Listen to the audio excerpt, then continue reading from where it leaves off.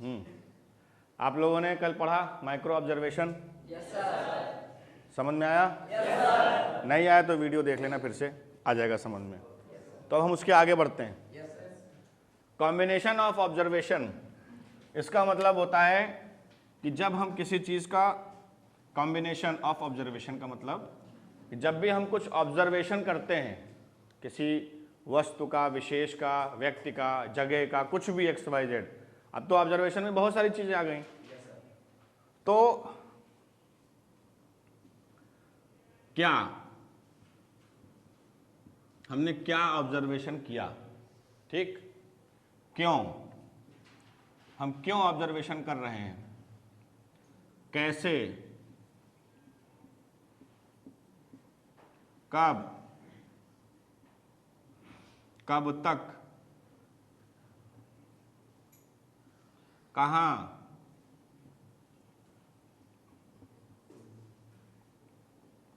ठीक है। जिसका भी हम ऑब्जर्वेशन कर रहे हैं तो इन सारे प्रश्नों का हम उत्तर लेते हैं। वो क्या कर रहा है? वो रो रहा है। क्यों रो रहा है? इस वजह से रो रहा है। कब तक, कब रोना शुरू किया, कब तक रो रहा है? जब तक कोई आया नहीं, जब तक उसने अपनी भड़ास नहीं निकाल ली। कैसे रो रहा है? ऐसे रो रहा है, ऐसे रो रहा है, या सिर्फ खड़ा है और आंखों से रो रहा है? कैसे, कहां पे रो रहा है? कुछ लोग होते हैं जो अपने दोस्त के सामने रो सकते हैं, अपने छोटे भाई के सामने, छोटी बहन के सामने नहीं रो सकते हैं। तो कहां कहां वो रो रहा है, ठीक है। तो इन सारी चीजों के प्रश्न हम पूछते रहते हैं और उसके आंसर हम लेते रहते हैं। ऑब्जर्वेशन जो हम कर रहे हैं तो क्या कर रहे हैं? इनपुट्स कलेक्ट कर रहे हैं ना। तो इनपुट्स कहां से कलेक्ट हो रहे हैं? जब हम पूछ रहे हैं वो क्या कर रहा है, ये कर रहा है, क्यों कर रहा है, इसलिए कर रहा है, कैसे कर रहा है, कहां पे कर रहा है, कब कब कर रहा है, और कब खत्म करेगा, कब तक। तो इन सारी चीजों के जो हमको आंसर मिलते हैं, ठीक है, जो भी हमने प्रश्न पूछे, यानी जो भी हमको इनपुट मिले, इन सारे इनपुट का कलेक्शन जो होता है, इन सब को हम कंबाइन करते हैं। कंबाइन करने के बाद का जो प्रोसेस होता है कंबाइन करने के बाद जो हम सारे डेटा को एक जगह पे रखते हैं, उसको बोलते हैं कॉम्बिनेशन ऑफ ऑब्जर्वेशन। यानी जो डेटा हमने कलेक्ट किया, क्या को, क्यों, कैसे, क्यों, कब, कहां, सबको कलेक्ट करने के बाद हमने एक सारी चीजों का बंडल बनाया, कुछ भी बनाया, X, Y, Z, that is called combination. यानी कि हमने इसको, हर चीज को का कॉम्बिनेशन करके एक हमने निष्कर्ष निकाला। और फिर वही थ्योरी हो जाएगी बिलीव। जो भी हमने निष्कर्ष निकाला है एक्टिंग के लिए, इसे हमें हमेशा पॉजिटिव वे में लेना है। एक्टिंग के लिए, अगर हम एक्टर हैं तो, अगर हम एक्टर नहीं हैं अब तब भी कर रहे हैं तो वो आपकी अपनी चीजें, पर्सनल लाइफ में क्या करते हैं, बट हमें पॉजिटिव लेना। लेकिन बिलीव जो है उस पर हमें 50% ही करना है। That is called combination of observation. ये सारी की सारी चीजें ऑब्जर्वेशन, जो मोटा ऑब्जर्वेशन होता है, उसी का सब ये डिटेलिंग वर्जन है। कहीं कहीं पे सिर्फ ऑब्जर्वेशन पढ़ा देंगे आपको, ऑब्जर्वेशन ये होता है, ये होता है, ये होता है, ये होता है, ओके नेक्स्ट आगे बढ़ते हैं। तो उसी की डिटेलिंग हम बता रहे हैं, क्या, क्यों, कैसे, कब, कहां, जिससे कि आपको बहुत सारी चीजें आ जाए और क्लियर समझ में आ जाए, डिटेलिंग जिसको बोलते हैं। तो कॉम्बिनेशन ऑफ ऑब्जर्वेशन यही होता है कि अलग अलग जगह से हमने कुछ इनपुट्स लिए हुए हैं, अलग अलग लोगों के इनपुट्स लिए। जैसे मैंने कल आपको बताया था कि कोई एक्ट करना है तो ABCD, अब A से हमने कुछ लिया, B से हमने कुछ लिया, C से हमने कुछ लिया, D से हमने कुछ लिया। इनको हम कहीं पे कलेक्ट करेंगे, कंबाइन करेंगे, इनको जोड़ेंगे। जोड़ने के बाद हम फिर डेवलपमेंट करते हैं किसका, कैरेक्टर का। कोई कैरेक्टर का हम डेवलपमेंट करते हैं, निर्माण करते हैं किसी कैरेक्टर का, ठीक।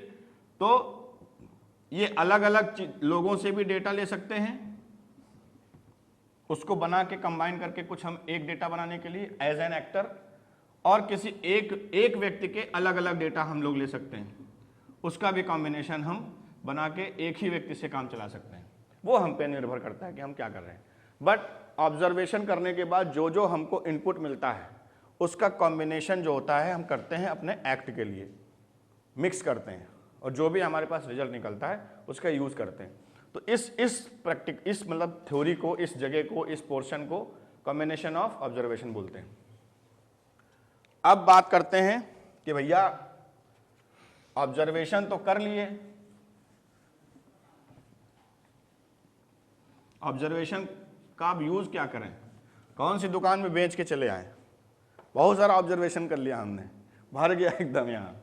अब इसका यूज क्या करना है, कैसे यूज करना है एक एक्टर को, तो उसके लिए हम ये सब चीजें बताते हैं। Self linking of observation as a person, as an actor. क्या लिख के चले गए ये,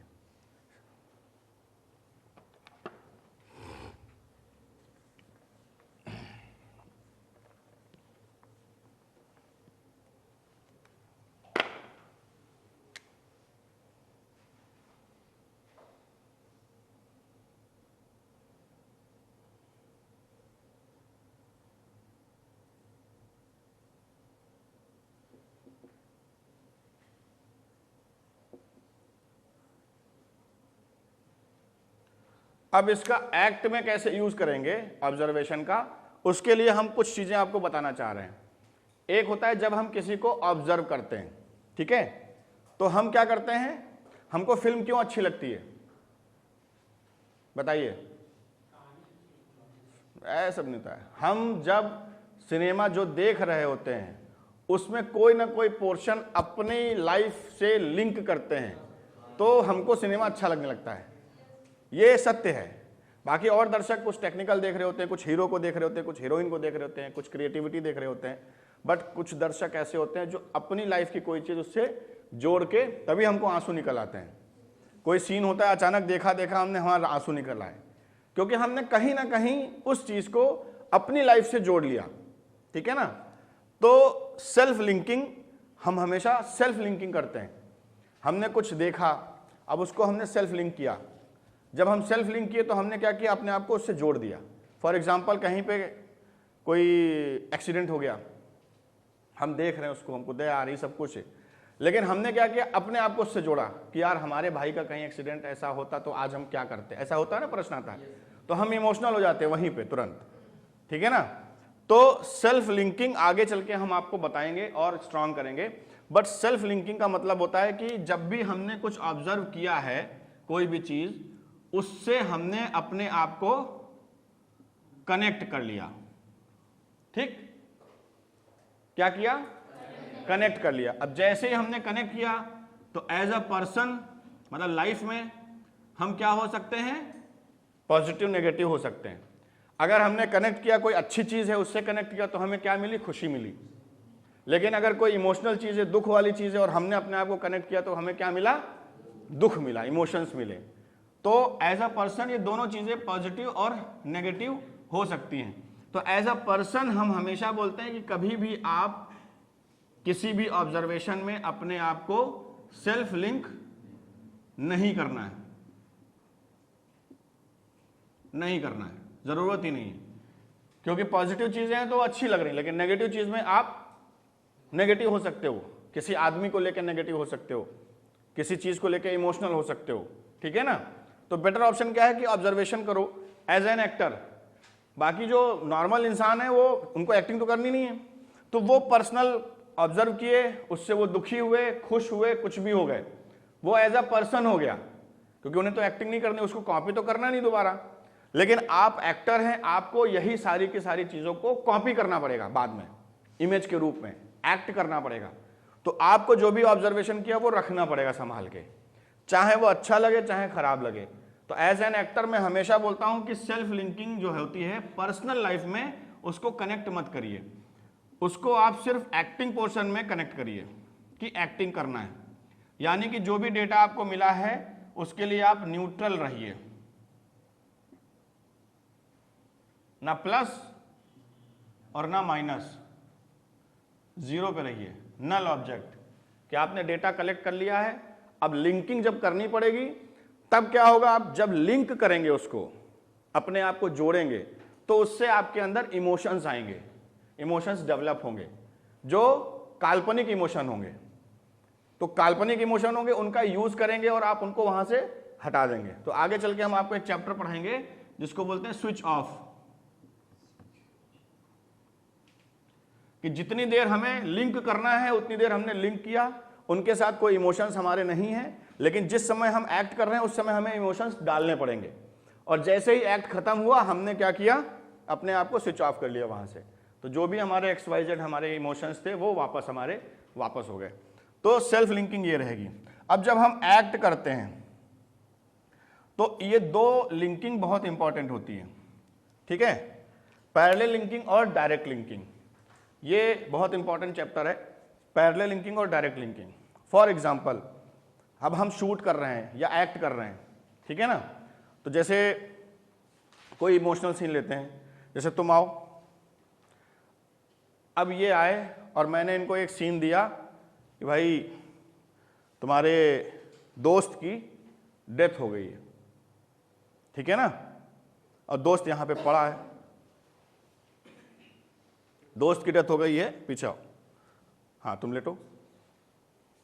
अब ये दोस्त की डेथ हो गई है, एक्सीडेंट हो गया, कुछ भी हो गया, अब तुम्हें एक्ट करना है, दोस्त को देखोगे तो क्या करोगे। अब ये क्या करेंगे इस समय, इनकी एंट्री हुई, ये तो एक्टर है, तो जिंदा है, उठ के बैठो, ये देखो जिंदा है, बैठ जाओ, मर जाओ, ये मर गया, ठीक है ना, यानी ये जिंदा है, अभी इनको मालूम है ये जिंदा है, बट इनको एक्ट करना है कि इनका ये दोस्त है और इसका एक्सीडेंट हो गया, इसकी डेथ हो गई। अब इमोशंस लाने हैं, तो अब क्या करेंगे, अब ऑब्जर्वेशन काम कैसे आएगा, जो भी हमने ऑब्जर्व किया है वो काम कैसे आएगा। वो अगर इनके साथ रियल में कभी ऐसा हादसा हुआ है कि इनके दोस्त का एक्सीडेंट हुआ, और इनके दोस्त का जब एक्सीडेंट हुआ तो उसकी डेथ हो गई थी और इनको बहुत दुख हुआ था, उस समय इन्होंने क्या किया था, ऑब्जर्व किया होगा कुछ सिचुएशन, वहां की स्थिति, अपने इमोशंस, ठीक है, इनके साथ हुआ है वो घटना इन्हीं के साथ हुई है, ठीक है ना। अब इस समय ये क्या करेंगे, उसको उसी चीज को कनेक्ट करेंगे, याद करेंगे, वो जो ऑब्जर्वेशन करे, इनपुट्स हमने रखे हुए हैं अपने अंदर कि मैं कैसे रोया था, मैं कैसे दुखी हुआ था, मैंने क्या किया था, मुझे अंदर से क्या फील हो रहा था, XYZ उस समय के सारे जो भी घटनाएं थी इनकी, वो रिकॉल करेंगे, उसको क्या करेंगे, रिकॉल, फिर से याद करेंगे अपने दिमाग में। और जब याद करेंगे और वो घटना इन्हीं के साथ हुई है, याद करने के बाद जब उसी चीज को एक्ट करेंगे, that is called self linking. यानी इन्होंने जो अपने जो घटनाएं थी जिसको इन्होंने खुद ऑब्जर्व किया था उसको लिंक किया है, ठीक। अब अगर इनके साथ ऐसी कोई घटना नहीं हुई है, इनके किसी दोस्त के साथ घटना हुई है, उसके दोस्त की डेथ हुई थी, ठीक है ना, तब इनके साथ खुद की तो घटना हुई नहीं है, तो उसने क्या क्या किया था, उसने क्या दुख प्रकट किया था, वो कैसे रोया था, उसकी भावनाएं क्या थी, उसकी फीलिंग क्या थी, इन्होंने ऑब्जर्व किया होगा ना उस व्यक्ति को, और उस व्यक्ति की फीलिंग को ये याद करेंगे इस समय। इसको बोलते हैं पैरेलल लिंकिंग, ठीक है ना, डायरेक्ट लिंकिंग और पैरेलल लिंकिंग, ठीक है ना। लिंक तो इन्होंने खुद से किया, मतलब अपने लाए तो अपने अंदर, लेकिन सेल्फ लिंकिंग के अंदर क्या हो गया, डायरेक्ट इन्होंने लिंक कर दिया। डायरेक्ट तब लिंक कर सकते हैं जब डायरेक्ट इनके साथ वो सिचुएशन हुई हो, ठीक है ना। लेकिन अगर डायरेक्ट वो सिचुएशन नहीं है तो ये क्या कर सकते हैं, पैरेलल लिंकिंग। किसी और के दुख सिनेमा में देखा, रियल में देखा, कहीं से भी उन्होंने ऑब्जर्व किया हुआ और डेटा कलेक्ट है, तो उसको क्या कर सकते हैं। अब चूंकि ये मरने मराने की बात है, खड़े हो जाओ, जिंदा हो जाओ। अभी हम कह दे हेंसबर्ग की एक्टिंग करो, चलो हेंसबर्ग हो गया, तुम एक्टिंग करो, करो हेंसबर्ग की। अभी हमने इनको मरने की बोला कि एक्टिंग करो, पट से लेट गए। हमने इनसे कहा तुम दुखी होने की एक्टिंग करो क्योंकि रो रहे हैं, मुंह बनने लगा। हमने कहा हेंसबर्ग की एक्टिंग करो। अब इन्होंने तो कभी देखा ही नहीं है, तो ना तो ये पैरेलल लिंकिंग कर पाएंगे और ना डायरेक्ट लिंकिंग, तो आउट है यहां से। अब क्या करेंगे, ये लाइव ऑब्जर्वेशन करेंगे, ठीक है ना। लाइव ऑब्जर्वेशन कैसे, मैं डायरेक्टर हूं, मैं इनको बताऊंगा हेंसबर्ग होता है, उसके हाथ ऐसे टेढ़े होते हैं और वो ऐसे चल थोड़ा पैर करके करता है, अब मुंह से लार टपकती है और वो ऐसे ऐसे करता है, इसको हेंसबर्ग बोलते हैं। ठीक, तो इन्होंने क्या किया, अब इनके पास इनपुट आ गया क्योंकि मैंने इनको ब्रीफ किया है। तो सिनेमा में आपके पास भी कुछ ऐसी चीजें होंगी, सिचुएशन होगी जो आपके साथ घटना नहीं घटी है, तो आप डायरेक्टर उसको पूरा क्लियरिफाई करेगा, उसका डिटेल आपको बताएगा, असिस्टेंट डायरेक्टर्स डिटेल्स बताएंगे या राइटर आपको डिटेल, कोई भी डिटेल बताएगा। उसी समय आपको सुन के काल्पनिक ऑब्जर्वेशन करना पड़ेगा, लाइव जो वो बोल रहा है, जो वो सुन रहा है, जो वो चाहता है, उसको हमने ऑब्जर्व किया और उसी को हमने कल्पना में डाल के फील किया कि हाँ ऐसा कुछ होगा, और फिर हमने उसका डिजाइन बनाया कि हाँ हेंसबर्ग ये है। अब दोबारा मैंने इनको बता दिया, मैंने कहा हेंसबर्ग की एक्टिंग करो, ये लो बन गए, तुरंत आ गया ना दिमाग में। तो ये क्या हो गया, पैरेलल लिंकिंग। ये खुद सेल्फ लिंकिंग तो, डायरेक्ट लिंकिंग तो है नहीं, तो समझ में आ गया, बैठो। डायरेक्ट लिंकिंग और पैरेलल लिंकिंग आपको समझ में आ गया कि नहीं आ गया? तो पैरेलल लिंकिंग और डायरेक्ट लिंकिंग का यूज हम कैसे करते हैं, इस तरीके से करते हैं। अब इसी में एक चीज और है कि मान लो कुछ एक्टर्स कैसे यूज करते हैं, मान लो जैसे ये हमारे दोस्त की डेथ हुई है, ठीक है, अब यहां हमारा दोस्त पड़ा हुआ है, बट मेरे साथ मेरे पापा की डेथ रियल में हो चुकी है, ठीक है ना, तो दोस्त का दुख और पापा का दुख में अंतर होगा ना, मुझे दोस्त का दुख अलग होगा। या मान लो, चलो हम और डिटेल में और अच्छे से समझाते हैं, हमारे दोस्त के पापा की डेथ हुई है और हमें वहां जाना है, हमें वो एक्ट करना है, हमें वो इमोशंस डालने हैं कि हमारे दोस्त के पापा की डेथ हुई है, लेकिन हमारी जिंदगी में हमारे दोस्त के पापा की डेथ नहीं हुई है। ठीक, रियल में हमारे पापा की डेथ हुई थी। तो अब दोनों में अंतर समझो, हमारे दोस्त के पापा की डेथ हुई है तो हमारे अंदर इमोशंस उतने ज्यादा नहीं होंगे जितने हमारे रियल पापा की डेथ में होंगे। ठीक, लेकिन हमारे पास एक डायरेक्ट लिंकिंग का ऑप्शन है कि हमारे खुद के पापा की डेथ हुई थी, भगवान ना करे किसी के पापा की डेथ हो, ये हम एक एग्जांपल बता रहे हैं, ठीक है ना। तो अब क्या है, पापा जो हमारा जो दुख है उससे ये दुख कम है, लेकिन हमने डायरेक्ट लिंकिंग का यूज किया है, हमने डायरेक्ट लिंक कर दिया है। ठीक, तो हमें क्या करना पड़ेगा, उसको कट करना पड़ेगा, जो भी हमारे अंदर इमोशंस आ रहे हैं उसका 50% कट करना पड़ेगा, ठीक है ना।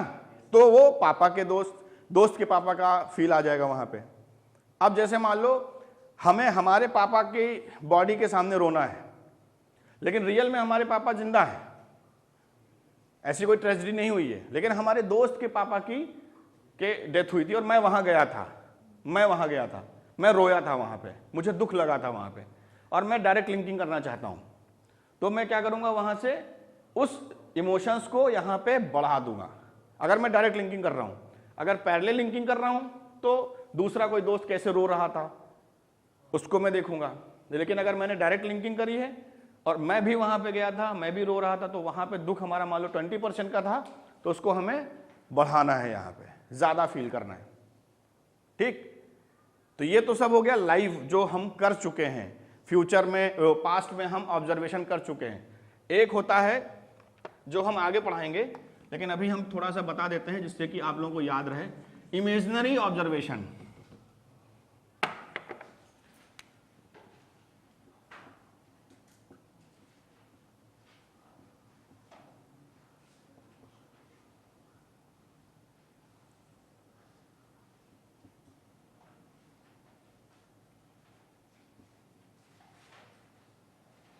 ठीक है, काल्पनिक अवलोकन, ये क्या है, ये आजकल बहुत चल रहा है रिसेंट में।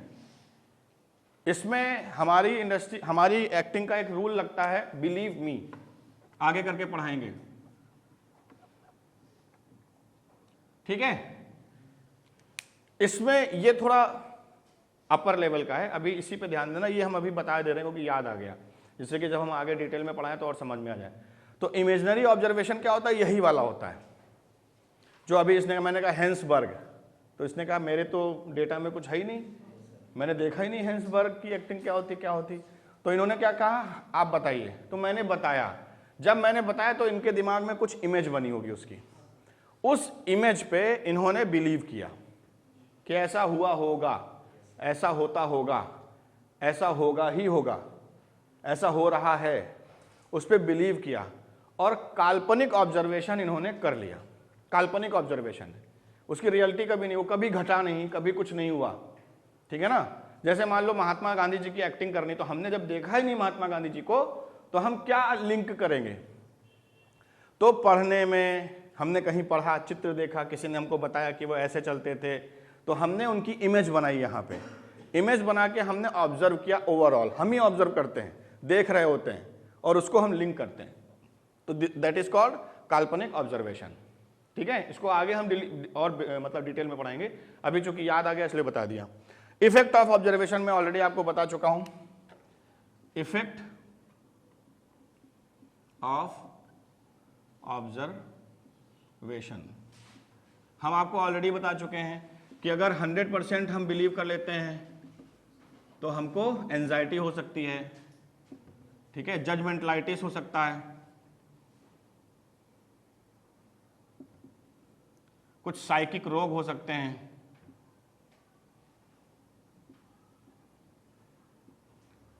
ये इफेक्ट ऑफ ऑब्जर्वेशन है। क्या कि अगर हमने 100% विश्वास कर लिया, जो भी हमने ऑब्जर्व किया है उस पर हमने 100% विश्वास कर लिया, तो हमको डिप्रेशन हो सकता है, फ्रस्ट्रेशन हो सकता है, डिप्रेशन, फ्रस्ट्रेशन। डॉक्टर वाली हम राइटिंग लिख रहे हैं, लेकिन आप लोग लिख लेना, ठीक है ना। अब कौन स्पेलिंग याद करे, सही है ना। तो बेटर क्या है, हमने बता दिया, लिख लो अपने हिसाब से, बट स्पेलिंग ठीक मैंने लिखा, लेकिन डॉक्टर वाली लैंग्वेज लिखी है। तो डिप्रेशन हो सकता है, फ्रस्ट्रेशन हो सकता है, एंजाइटी हो सकती है, ठीक है, घमंड हो सकता है, मैं हूं, ठीक है।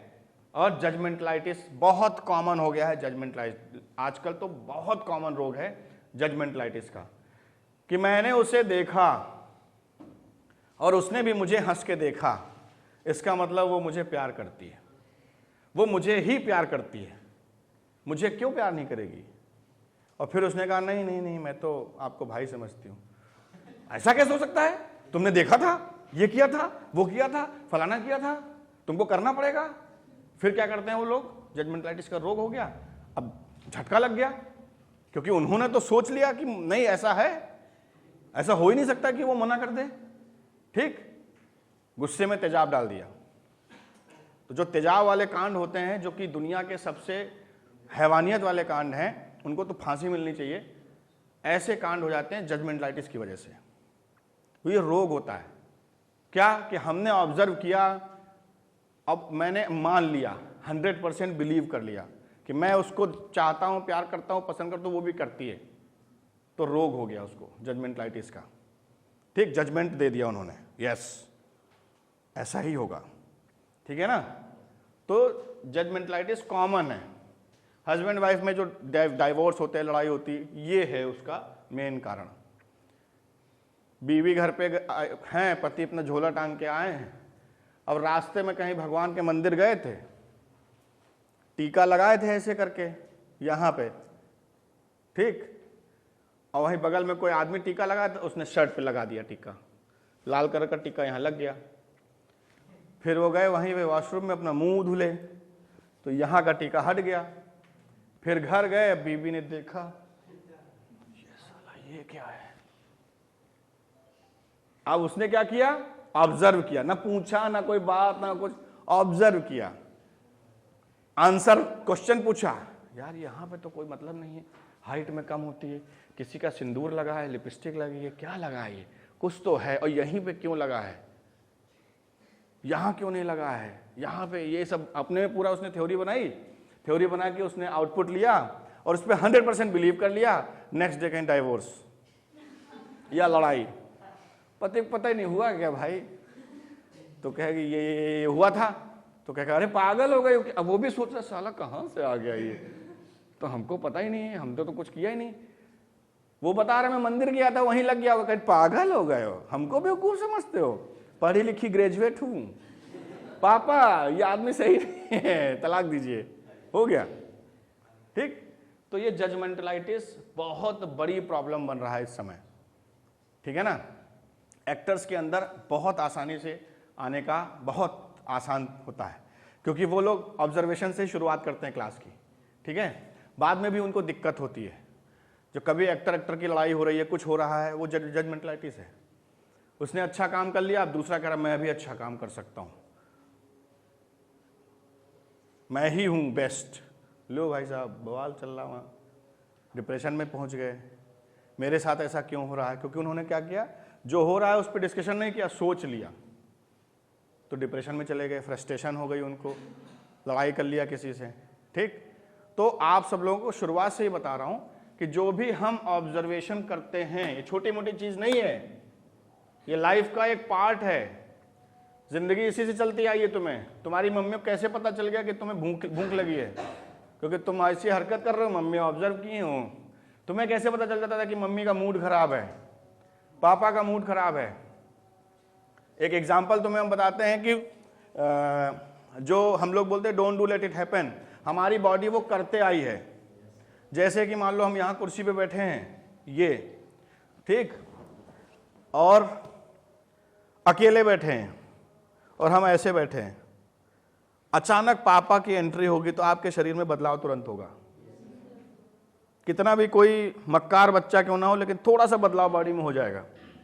और बगल में तुम्हारा दोस्त बैठा, पापा के आने से पहले हर तेरी में ऐसे वैसे, जैसे पापा है, हाँ और क्या सब ठीक है, पढ़ाई वढ़ाई बढ़िया हो रही थी, आप एक्ट कर रहे हो, ठीक है ना। वही लाइन आपको बोलना है कि मैच में सचिन तेंदुलकर जीत गए। क्या लाइन बोलना है? मैच में सचिन तेंदुलकर जीत गए। अरे वाह, ठंडी हो गई चाय। अरे वाह, मैच में सचिन तेंदुलकर जीत गए। अब सोचो, तुम अपने पक्के दोस्त से बोलोगे तो कैसे बोलोगे? अबे पता है तुमको? क्या पता बे, तुम गधे हो। अबे मैच में सचिन तेंदुलकर जीत गए। तुम कुछ नहीं जानते, तुम पढ़ते रहो बस, जिंदगी तुम्हें उसी में 4-5 लाइन और जोड़ दोगे। और यही लाइन आपको पापा से बोलनी होगी।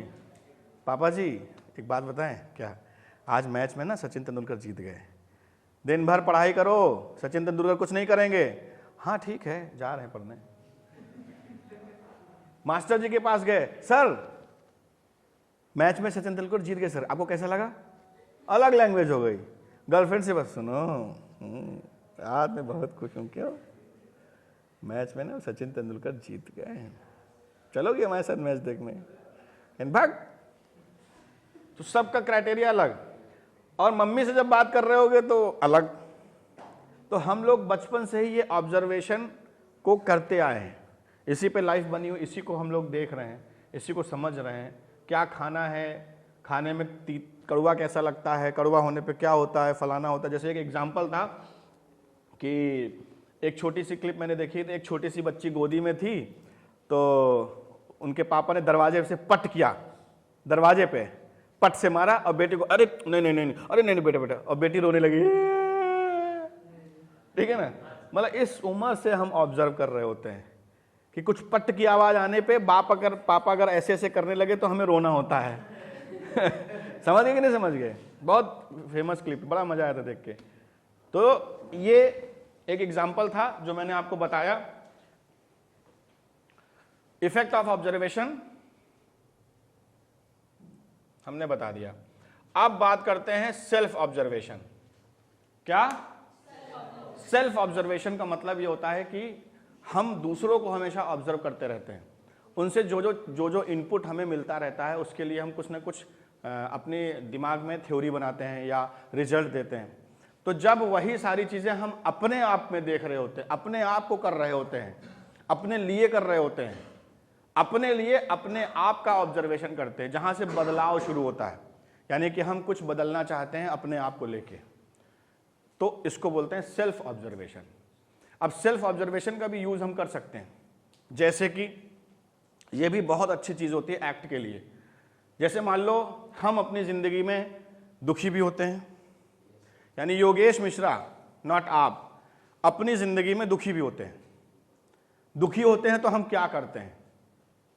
ठीक, हम खुश होते हैं तो क्या करते हैं? हम गुस्सा होते हैं तो हम क्या करते हैं? हम बहुत गुस्सा होते हैं तो क्या करते हैं? यानी मैं अपने आप उस समय मैं क्या कर रहा होता हूं, उस चीज का भी। और उसको फिर हम एक तो इमोशंस में है उस समय, मान लो जिस समय हमको किसी की याद आ रही है तो हम तो वैसे ऑलरेडी दुखी हैं बैठे या खुश है, कुछ भी है, एक इमोशंस तो हमारे अंदर चलिए रियल वाले, बट चूंकि हम एक्टर बनने जा रहे हैं तो उसी समय हम अपने आप को एज एन एक्टर देख भी रहे होते हैं कि मैं कैसे रोता हूं, जब मैं दुखी होता तो मैं क्या बोलता हूं, मेरी क्या क्या हरकतें होती हैं, वो सारी की सारी चीजों को भी हम कलेक्ट करते हैं। और जब एक्ट करना होता है और उसमें ये आ जाए कि एक लड़का है वो मम्मी की याद में दुखी बैठा है और डायरेक्टर ने कुछ नहीं बताया, तो क्या कर सकते हो, ठीक है एक लड़का तो मैं भी हो सकता हूं ना, मैं मम्मी की याद में कैसे रोऊंगा, उसी चीज को लिंक करूंगा, डायरेक्ट लिंकिंग कर दूंगा, बहुत आसान एक्ट हो जाएगा, don't do let it happen, अपने आप होने लगेगा। तो that is called self linking. इसके बाद आता है live observation, sorry self observation. फिर आता है लाइव ऑब्जर्वेशन। लाइव ऑब्जर्वेशन बहुत इंपॉर्टेंट होता है। हम जब एक्ट करते हैं तो किसी कैरेक्टर के साथ कर रहे होते हैं, ठीक है ना, जब हम एक्ट कर रहे होते हैं तो किसी कैरेक्टर के साथ ही एक्ट कर रहे होते हैं या अकेले एक्ट कर रहे होते हैं। जब हम अकेले कर रहे होते हैं तो सेल्फ ऑब्जर्वेशन कंटिन्यू चलता रहेगा, क्योंकि मैं खुद अकेले कर रहा हूं और मुझे अपने आप को ऑब्जर्व भी करना है। और जब मैं किसी के साथ कर रहा होता हूं तो उस समय हमारा एक तो ऑब्जर्वेशन कैरेक्टर वाला चल रहा होता है, ठीक है ना, जहां से हम कैरेक्टर बनाए हैं, कभी कुछ देखे, मान लो हम डॉक्टर हैं तो हमने किसी डॉक्टर को देखा, हमने ऑब्जर्व किया, आप कैरेक्टर हमने बना दिया, अब मैं डॉक्टर की एक्टिंग कर रहा हूं। बट जिस समय हम एक्ट कर रहे होते हैं उस समय हम सामने वाले को ऑब्जर्व कर रहे होते हैं लाइव, कि ये क्या बोल रहा है, मेरा डायलॉग कहां पर आएगा, मेरी कोई हरकत कहां पे आएगी। तो हम दोनों चीजें एक साथ कर रहे होते हैं, that is called live observation. कि डॉक्टर ने जब इसको बोला तो इसने ऐसे किया, तो अब डॉक्टर क्या करेगा, अब मुझे कहां पे क्या बोलना चाहिए, अब मुझे इसकी कब सुननी है, कैसे सुननी है, that is called live observation. But live observation का यूज हमने, आप बैठ जाओ, दो जगह बताया। एक लाइव ऑब्जर्वेशन क्या हो गया,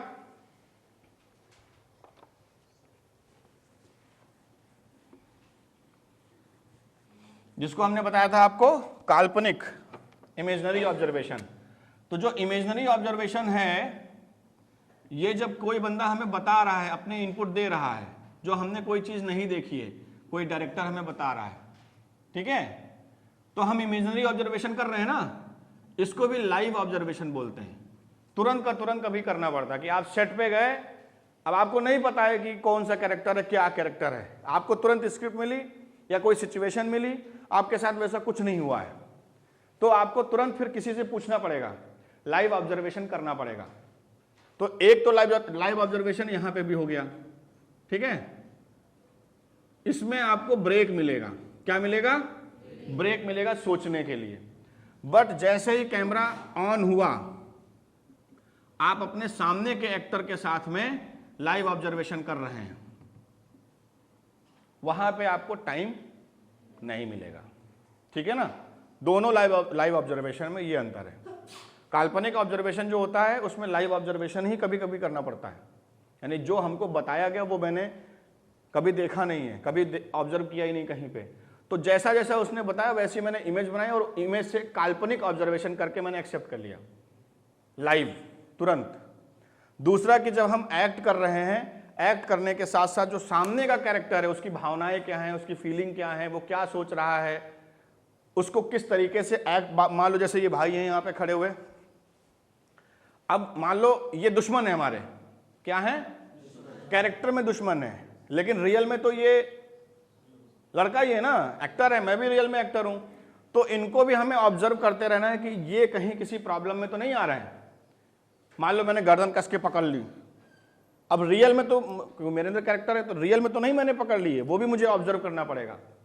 कोई लड़की के साथ अगर हम कोई सीन कर रहे हैं तो उसको कहीं प्रॉब्लम तो नहीं हो रही है, वो भी मुझे देखना, as an actor not character, ठीक है ना।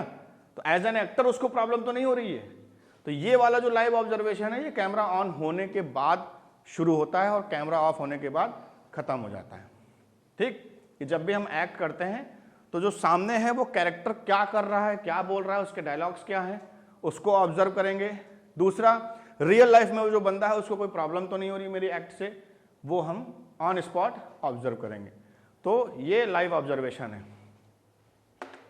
अब इसमें लास्ट में एक लाइन है जिसको how to strong my mind, यानी कि हम अपने दिमाग को कैसे स्ट्रांग करेंगे, क्योंकि सारा गेम तो दिमाग का है। अभी बाद में यही दिमाग आपके बॉडी को एक्ट करवाता है। तो क्या करेंगे, माइंड को कैसे तेज करेंगे? माइंड को तेज करने के कुछ तरीके होते हैं। पहला, पॉजिटिव चीजें सुनो, देखो। जिन चीजों से आपके अंदर नेगेटिविटी आए या आपको डिप्रेशन में डालें, उसको नेग्लेक्ट करो जब तक आपका पॉजिटिव वाला पोर्शन मजबूत ना हो जाए। ठीक। दूसरा, मेडिटेशन बहुत इंपॉर्टेंट चीज़ है। दिन में कम से कम 15 मिनट 20 मिनट बिल्कुल शांत बैठिए, दिमाग को कुछ ना करने दो। जैसे आपका शरीर थक जाता है तो क्या करते हो? आराम करते हो ना, कुछ नहीं करेंगे भाई, हमने थके हुए, अरे बाद में करेंगे, मम्मी थक गए, थोड़ा आराम कर लें, यही तो करते हो ना। तो दिमाग भी तो थक रहा है ना, तो उसको क्या कर, वो कैसे आराम करेगा? वो आराम करेगा कि कुछ सोचो नहीं, क्योंकि सोचने से तो दिमाग थक रहा है ना। तो 15 मिनट 20 मिनट आधा घंटा शांत बैठ जाओ, कुछ मत सोचो, दैट इज कॉल्ड मेडिटेशन। ठीक है। उसके बाद आपका कोई मोटिवेटर हो जो मोटिवेशन आपको देता हो। आपके अंदर सबके अलग अलग होते हैं, कुछ मोटिवेशनल वीडियोस देखो, मोटिवेशनल लोगों से मिलो, जो प्रोग्रेसिव लोग हैं उनसे मिलो, जो नॉन प्रोग्रेसिव लोग हैं उनसे मत मिलो, क्योंकि जो नॉन प्रोग्रेसिव लोग होंगे ना वो किसी काम के नहीं है, क्योंकि उनको आगे बढ़ना ही है ही नहीं, मतलब उनके अंदर कि वो आगे बढ़ेंगे। तो जो प्रोग्रेसिव लोग हैं उनके साथ बैठो, उनसे बात करो, जो प्रोग्रेसिव बातें करें, नॉन प्रोग्रेसिव बातें नहीं। जो तुम्हें खतरे में डाल दे, जो तुम्हें नेगेटिव करते हैं, वो नॉन प्रोग्रेसिव लोग हो गए। आपने कहा चलो कल सुबह से एक्सरसाइज करेंगे 6 बजे से, अब अगला आदमी भी अगर 6 बजे एग्जैक्ट आ गया, दैट इज प्रोग्रेसिव, वो भी है, उसके साथ अपना उठना बैठना शुरू करो, माइंड सही रहेगा। ऐसी कोई बात जिससे तुम डिस्टर्ब हो सकते हो उसको नेग्लेक्ट करो। समझ में आया कि नहीं आया? डामर देखा है तुमने? डामर का यूज कब कर पाते हैं? डामर रोड बनाने वाला जो डामर होता है उसका यूज कब करते हैं? उसको पिघला के उसका यूज करते हैं। पिघलाते कब हैं? पिघलता कैसे है डामर? जब आग जलाते हैं। सेम चीज यही हमारा है कि जब हमें कोई गुस्सा, अगर आपका यूज करना है किसी भी तरीके से, आपको गुस्सा दिला दो, आप खूब गुस्सा हो जाओगे तो जो आपके अंदर का डामर है ना, चीजें हैं वो बड़बड़ बड़बड़ निकलने लगेंगी, सब बोल दोगे उसको। ठीक है ना? तो बेटर ऑप्शन क्या है? गुस्सा वाली चीजें कम करो, ऐसे कोई चीज ना करो जिससे तुम्हें गुस्सा आए। और कोई आदमी बोले नहीं नहीं सर मैंने गुस्सा छोड़ दिया है, मैंने गुस्सा खत्म कर दिया, हो ही नहीं सकता। आपके अंदर गुस्सा खुशी सब रहेगा, गुस्से पे कंट्रोल कर लिया ये कह सकते हो, खत्म नहीं हो सकता गुस्सा, उसको खत्म करने की कोशिश मत करो, वरना तो इंसान थोड़ी ना रहोगे। ठीक है नहीं? थोड़ा बहुत गुस्सा रखो, लेकिन गुस्से पे कंट्रोल होना चाहिए कि गुस्से की वजह से आपकी चीजें खराब ना हो रही हो, आप बहुत ज्यादा पिघल के मार वहां। ठीक, कोई दुखी आदमी आया, उसने आपसे थोड़ा इमोशनल बातें करी, फिर डामर पिघल गया। ठीक, तो माइंड को तेज करने के ये सब चीजें, और अच्छा खाओ, जैसे अखरोट है, अखरोट खाओ, ये सब चीजें माइंड को तेज करती हैं।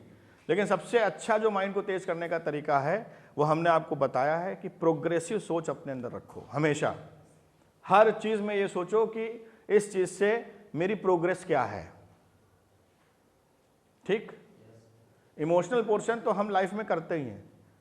दूसरा एक जो हम सबको बताते हैं, फिर तुम्हें बता रहे हैं, घर में सबसे पहला जो प्राणी हमारे लिए होता है जिसके सामने हम आंख खोलते हैं उसको माँ बोलते हैं। सबसे पहला प्राणी वही होगा जिसके सामने हमने आंख खोली है, माँ। ठीक, जिसके रहते हुए। ठीक, फिर सेकंड नंबर पे आते हैं पापा।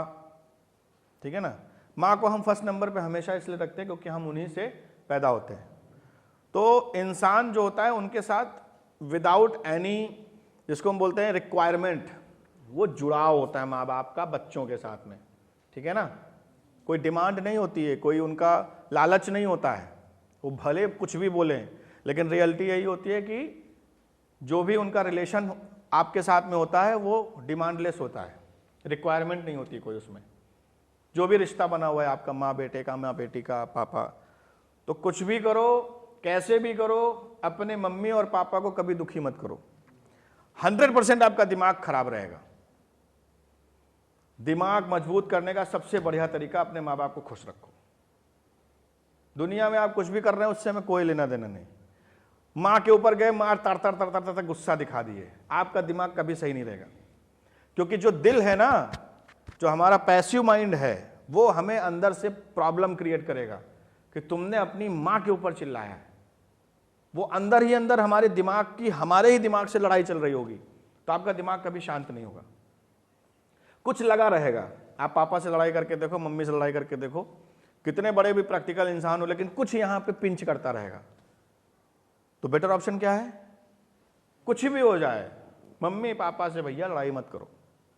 उन्हीं की बदौलत हम जिंदगी में हैं, इतने होशियार हो गए। आज हम अपने माँ बाप के चक्कर में यहाँ बैठ के तुमको लेक्चर दे रहे हैं, समझ रहे हो कि नहीं समझ रहे हो? तुमको पढ़ा रहे हैं, तो उसका बेसिक पॉइंट कौन है? मम्मी और पापा ने हाथ पकड़ के बांध दिए होते, कहीं दरोगा बनो, बन गए होते हम भी।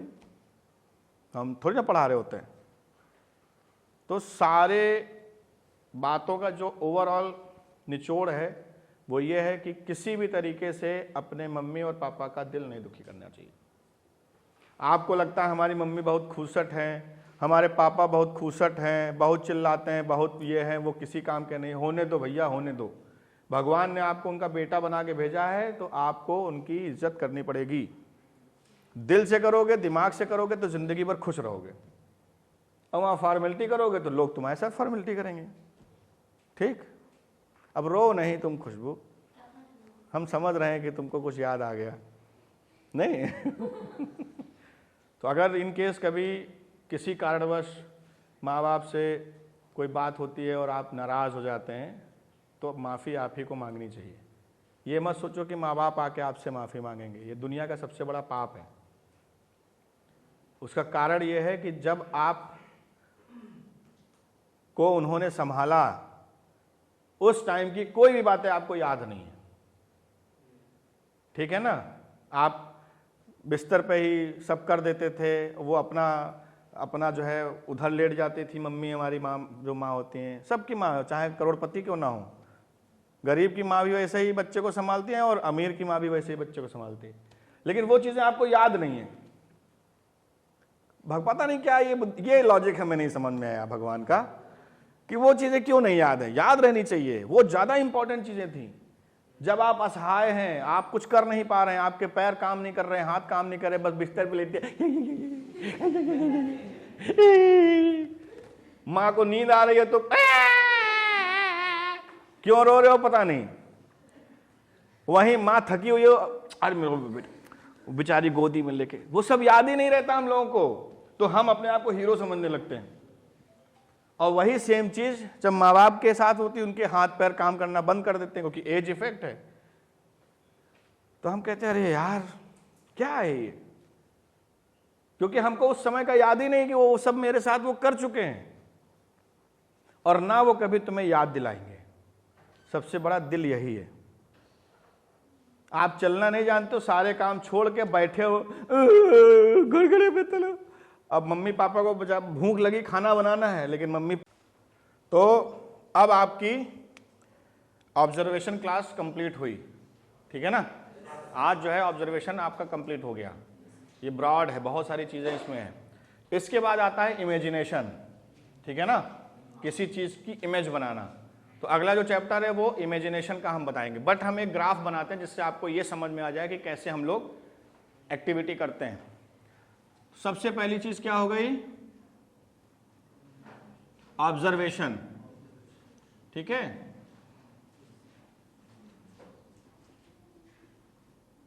फ्लो चार्ट जिसको बोलते हैं। अब जो भी मैंने ऑब्जर्व किया, ऑब्जर्व करने के बाद हमने क्या किया, जो भी डेटा मिला, जो भी डेटा कलेक्शन को हमने स्टोर किया। ठीक?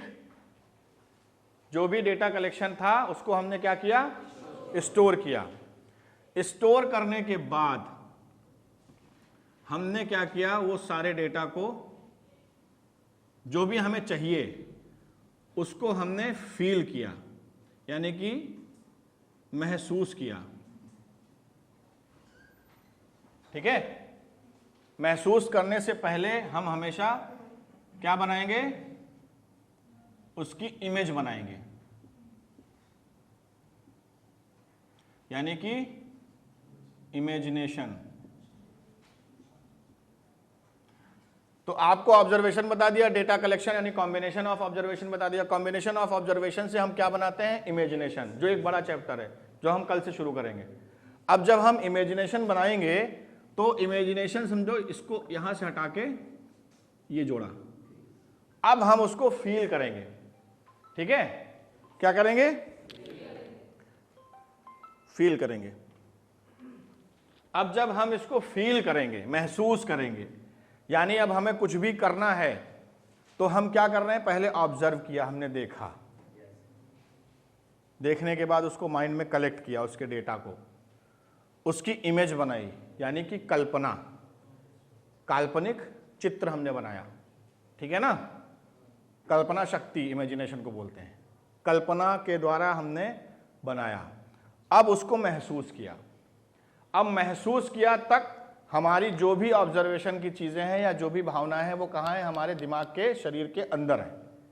ठीक है, अब अगर जो हमने महसूस किया है उसको अपने हाथ के द्वारा यानी पेन के द्वारा यानी कि कलम से हमने एक्सप्रेस किया, यानी कि कलम के द्वारा हमने दूसरों तक पहुंचाया, यानी लिख के, तो हम क्या बन गए, राइटर। ठीक है, यानी जो भी हमने ऑब्जर्व किया, देखा, सोचा, समझा, उसको कलेक्ट किया, महसूस किया, महसूस करने के बाद चित्रण किया, उसका अपने कल्पना शक्ति में बनाया, बनाने के बाद हमने उसको फील किया, महसूस किया, और महसूस करने के बाद हमने लिख के दे दिया, दूसरों तक पहुंच गया। तो हमने क्या बताया, कलाकार कौन, जो हमारे अंदर की फीलिंग को दूसरों तक किसी भी माध्यम से पहुंचाए।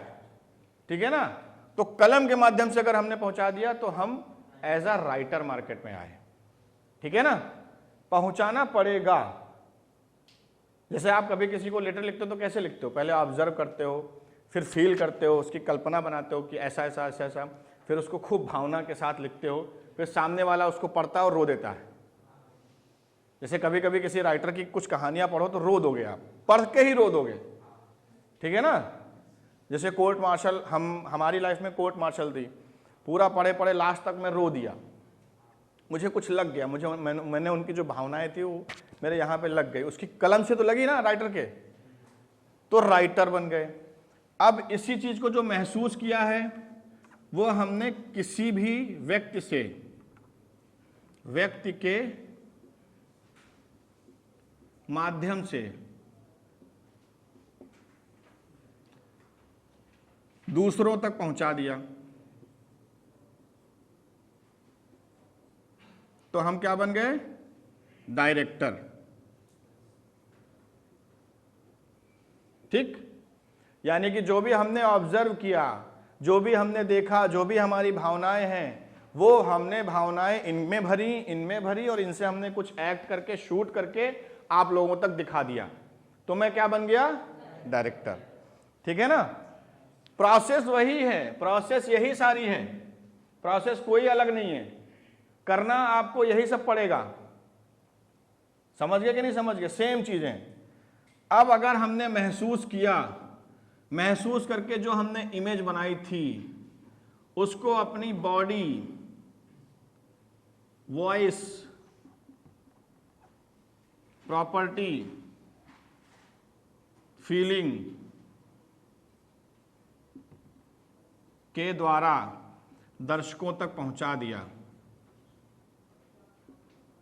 तो मैं क्या बन गया, एक्टर। ठीक, यानी कि आप एक्टर बनिए, डायरेक्टर बनिए या राइटर बनिए, ये जो पड़ाव है ये तीनों का सेम है। ठीक, इसलिए जब फिल्म बनती है तो राइटर उसको अपनी कलम से लिखता है, डायरेक्टर उसको पूरा एब्जॉर्व करता है, समझता है, फील करता है, और एक्टर से उससे एक्ट करवाता है। तो इन तीनों लोगों का कॉम्बिनेशन बहुत इंपॉर्टेंट होता है, ठीक है ना, समझ गए सब लोग। तो ये एक फ्लो चार्ट है, इसको आप बेसिक अपने दिमाग में डाल लीजिए कि क्या क्या चीजें करनी पड़ती हैं।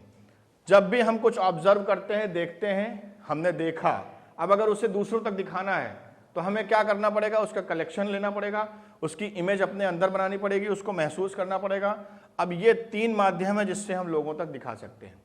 अगर हमने अपनी बॉडी, आवाज़ और इन सब चीज़ों से दिखाना चाहा तो हम एक्टिंग लाइन में जा रहे हैं, एक्टर बन रहे हैं। अगर हमने इसको लिखना शुरू कर दिया तो राइटर बन रहे हैं। अगर हमने उसको कुछ शूट वूट करके किसी और से करवा दिया तो डायरेक्टर बन गए, ठीक। तो ये ऑब्जर्वेशन का इंपॉर्टेंट पहलू समझाने के लिए मैंने ये फ्लो चार्ट बनाया है कि आप समझ जाइए ऑब्जर्वेशन का महत्व क्या क्या होता है। अब कल से आपका इमेजिनेशन चालू हो जाएगा, ठीक। तो आज की क्लास यहीं पे ख़त्म करते हैं।